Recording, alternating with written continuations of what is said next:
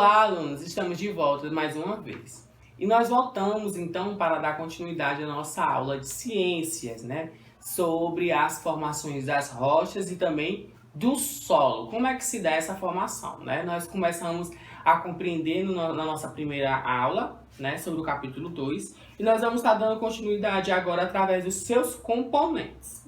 Então, vocês podem estar abrindo aí na página 210. E é interessante que logo no começo nós temos aqui um pequeno experimento. Então é importante que vocês façam com os pais, com os irmãos, com os responsáveis, para que vocês possam ter noção de como acontece esses componentes no solo, ok? Então vamos lá à nossa leitura. Veja o experimento que Joaquim e seu colega realizaram. Então vocês podem também estar fazendo com o colega junto da ajuda dos responsáveis, né? Utilizando uma lupa, eles observaram que a amostra do solo do jardim da escola apresentava pequenas rochas, folhas secas, raízes de plantas e animais, como as minhocas, certo? Aqui nós temos a nossa primeira imagem, né? Com a lupa de aumento, ele conseguiu observar esses componentes. Mergulhando um copo com solo em um balde com água, eles observavam a formação de bolhas de ar saindo do solo e aqui nós temos a lente de aumento, né, demonstrando como é que essas bolhas faziam. Então eles mergulharam o copo com o solo dentro, né, de um balde com água para observar aí a formação de bolhas, né, de ar saindo do solo. Observando e tocando com as mãos outras amostras de solo, eles observaram que o solo rico em argila tem cor avermelhada e partículas menores, que é esse aqui que são mais molhados, né? Que são os argilosos. E o solo rico em areia tem cor amarelada e partículas maiores, né? Porque ele não tem uma junção com a água. Então nós temos aqui o solo argiloso e o solo arenoso, ok? Despejando um pouco de água nas amostras de solos, eles observaram que no solo rico em argila, maior quantidade de água ficou retida, formando barro, né? Vai ficar molhadiço até formar aquele barro que nós temos o conhecimento. E no solo rico em areia, a água escorreu, carregando parte da areia. Por se tratar de um solo arenoso, quando nós colocamos água, essa areia ela vai ser levada juntamente com a água, né? Ela não tem tanta absorção como tem o solo argiloso. Continuando. Ao final do experimento, Joaquim e seu colega concluíram que existem diferentes tipos de solo e que cada solo é composto por diferentes elementos, como restos de seres vivos, água, ar e pedaços de rochas, né? Nós vamos ter também aí restos de alimentos, como eu já falei para vocês na aula passada. Na página 211 nós temos os solos e os seres vivos, né? Essa composição ela é importante por quê? Porque em determinados solos nós vamos ter uma grande presença de insetos, né? Algumas presenças de animais, de pequenos animais, né? De micro-organismos, que vão fazer com que esse solo seja um solo fértil, né? Que vão fazer com que esse solo aconteça de uma maneira que seja sem prejudicar a vivência de outros animais, ok? Ao contrário, eles vão ajudar a tornar esse solo muito mais benéfico, digamos assim. Então nós temos lá, os seres vivos podem se relacionar com o solo de diferentes maneiras. Alguns seres vivos utilizam o solo para obter alimento ou como abrigo, e outros se fixam no solo e dele absorvem a água e nutrientes.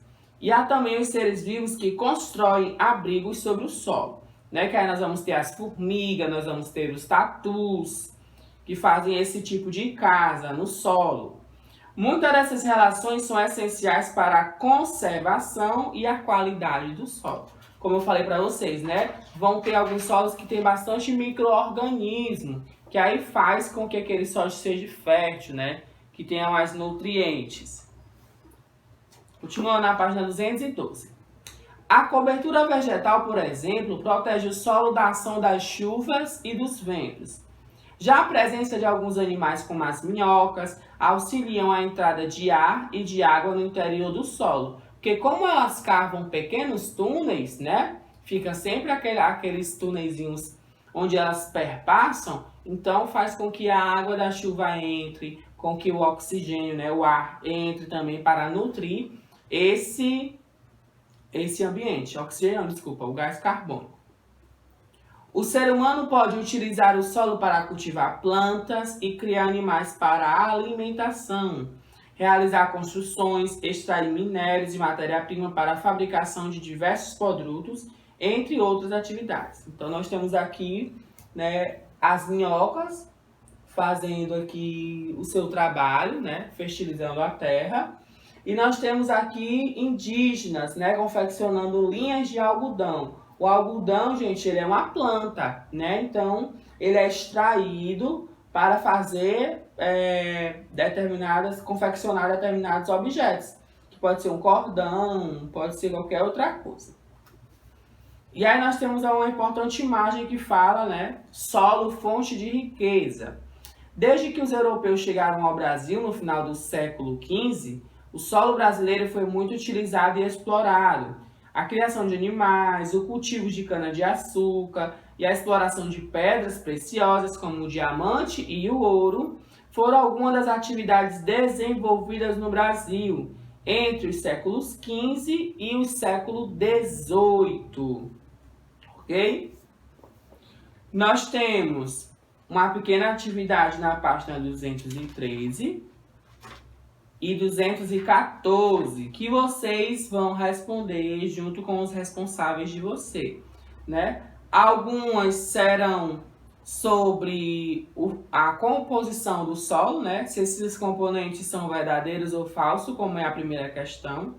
Na segunda, vai pedir para você ligar e relacionar a relação que existe entre alguns animais e as pessoas, né? Nós temos a fixação e a absorção de nutrientes, abrigo, obtenção de alimentos, né? Tudo através do solo. Então, vocês vão estar fazendo aí. E a terceira também, né? Na página 214, para vocês estarem respondendo. E aí nós vamos continuar aqui na caracterização do solo. Vamos lá. Mateus visitou uma feira de ciências com a professora e os colegas. Nessa feira, eles puderam conhecer um pouco mais sobre o solo. Veja a seguir. Que nós temos, né, Mateus e os coleguinhas numa feira de ciência. E aqui nós temos diversos tipos de solo.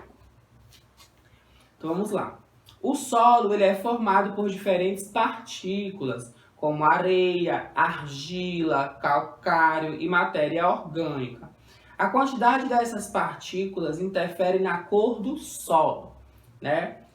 Solos ricos em areia apresentam cor amareladas. Solos ricos em argila apresentam cor avermelhada.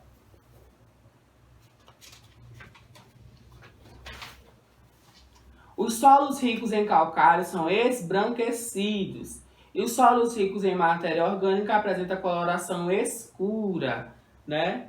Aqui nós temos a imagem que representa uma parte mais de calcário e uma parte que representa um solo rico em matéria orgânica, mais escura, né? Que como exemplo nós temos a floresta amazônica. Só que também, além dessa composição, nós temos as texturas, né? Quando nós pegamos nessa areia, nós vamos conseguir observar que umas são mais grossas, que outras nós vamos ter aí maior porcentagem de pedrinhas, né, de pedras, de rochas, e outras não, já são bem finas, né, como se estivessem peneiradas, mas na verdade faz parte da composição do próprio solo. Então vamos lá. As partículas de argila são menores do que as partículas de areia, então elas são mais finas. As partículas de areia são maiores do que as partículas de argila, então elas vão ser mais grossas, né? Bem mais molhadas. Porosidade do solo. As partículas do solo apresentam espaços entre si, chamados poros, que são preenchidos por ar e por água. Quanto maior o tamanho desses poros, mais poroso é o solo. Então, solos ricos em argilas apresentam menor porosidade do que solos ricos em areia, né? Quanto menor o tamanho das partículas que compõem o solo, menores são os espaços entre elas. Assim, menor será a porosidade do solo. E aí ele faz como se fosse a lupa, né? Lente de aumento, mostrando o poro e as partículas do solo, né? Que são esses espaços. A permeabilidade do solo. A permeabilidade do solo é quanto a resistência é com a água, né? Se elas se misturam, se elas não se misturam. Então vamos lá, ele fez experimento com 2 tipos de solo. Reparem como a água passa mais facilmente pela areia. Isso ocorre porque no solo rico em areia os poros são maiores, mais numerosos, ou seja, nós temos mais espaço, né, nas que são os solos arenosos. A capacidade do solo de deixar passar água é chamada de permeabilidade. O tamanho e a quantidade de poros no solo interferem na passagem da água por ele. Assim, podemos dizer que a permeabilidade tem relação com a porosidade. Quanto mais poros, né, mais espaços entre as partículas. Então, esses espaços fazem com que a água passe pela areia facilmente, diferentemente do solo argiloso. Ele vai ter menos poros, né? Então, quanto menos poros, mais difícil vai ser a água passar. Ok?